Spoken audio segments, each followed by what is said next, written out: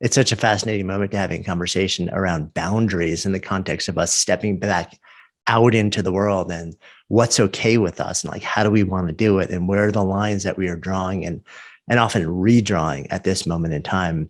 I was thinking about this topic and it's so fascinating on the one hand and so potentially fraught on the other hand. There are so many things to consider, and I've been very much a student of learning about boundaries, about my own boundaries, about those around me, about those I surround myself with. But I was reflecting back to when I was a kid, and how the notion of boundary setting played a role in my life, and sometimes in not the most constructive ways. So, as a kid, and to this day, I was very private.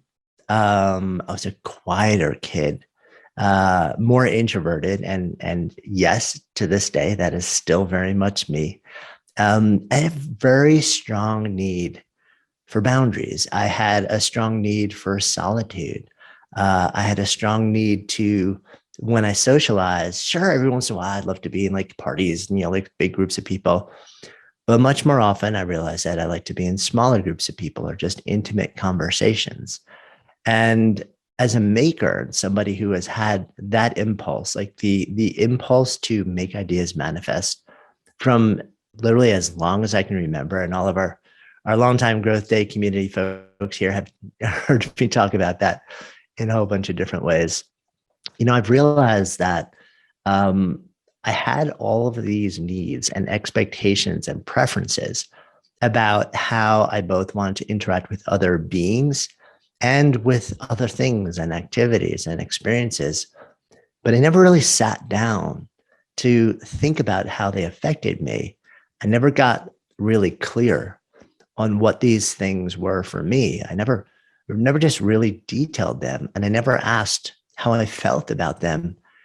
And maybe most importantly, because I had never done that deeper work, I was never able to, and I never really did express my particular boundaries.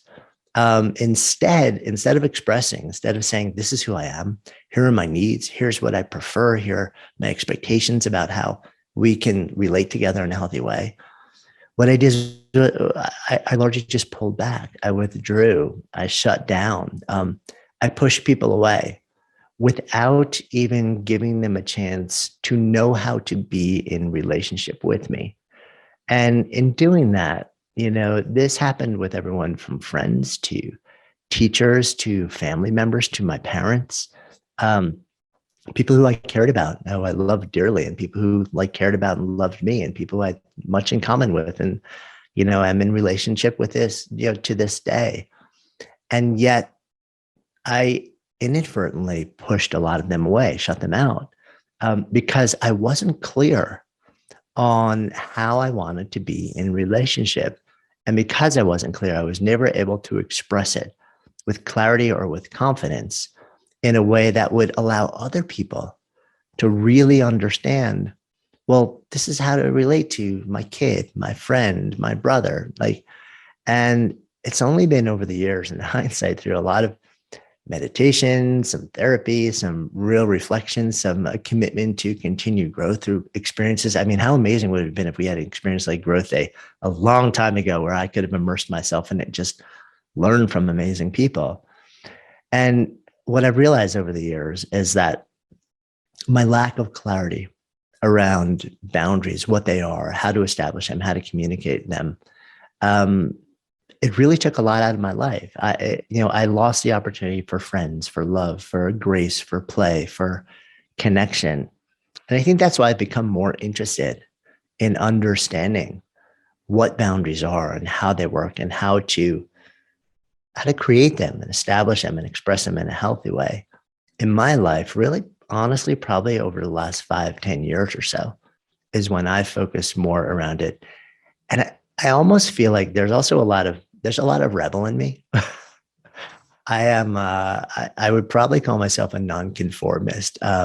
When somebody says do this, or this is the way things are, I not infrequently question that. If any of you are familiar with Gretchen Rubin's 4 tendencies framework, which is how we set and meet our own expectations. I am the questioner in her model, which means that I never just accept something that's given or told to me. I want to dig into it and understand it. I question it. And once I understand the rationale, the basis, once I can make sense of it, then I'm all in. And I think I've never gotten to a point where I did that with the idea of boundaries. And because the word boundary to me always felt very constraining, I think I rejected it out of hand. And my sense is also because there were times earlier in life where I did have a bit of clarity around what my needs were and where I did try to express them. And when I expressed them, I was met with either rejection or defensiveness or other people shutting down or feeling attacked. And I didn't know how to handle that.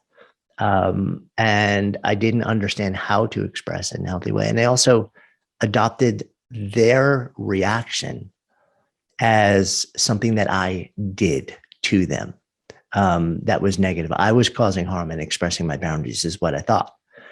And so it's taken a long time for me to let go of all of that and to get much more comfortable with the fact that these things exist and let go of the word of being bound and actually think of it more as this is how I want to be held. So just for clarity purposes, maybe let's sort of define how I look at these different things. So first, when I use the word boundaries, and I'm sure our awesome crew of coaches here over the course of the month will probably have slightly different definitions or ways that they're using this word. When I use the word boundaries, what I'm talking about are clearly expressed relational expectations, reference or preferences, and needs, right? So clearly expressed, meaning there's no ambiguity. And that messes with us because we like to tap dance a little bit to try and, quote, soften the blow when it comes to sharing boundaries. But clarity of expression is really important. And also clearly understood by us, clearly understood and expressed, relational. So it's about us and the way that we relate to our outer and inner world. Expectations. Here is how I expect to be in relation with you. Preferences. Here's how I prefer to be in relation. And needs. This is what I need in the context of this relationship. So boundaries for me, clearly understood and expressed, relational expectations, preferences, and needs. This can be your day for personal growth. This can be that day you committed to and you remember and you go, that was the day I got myself a community. I got better coaches. I committed to making my life the absolute best that I could. This is that day. Make today your growth day. Click the button on this page and sign up right now.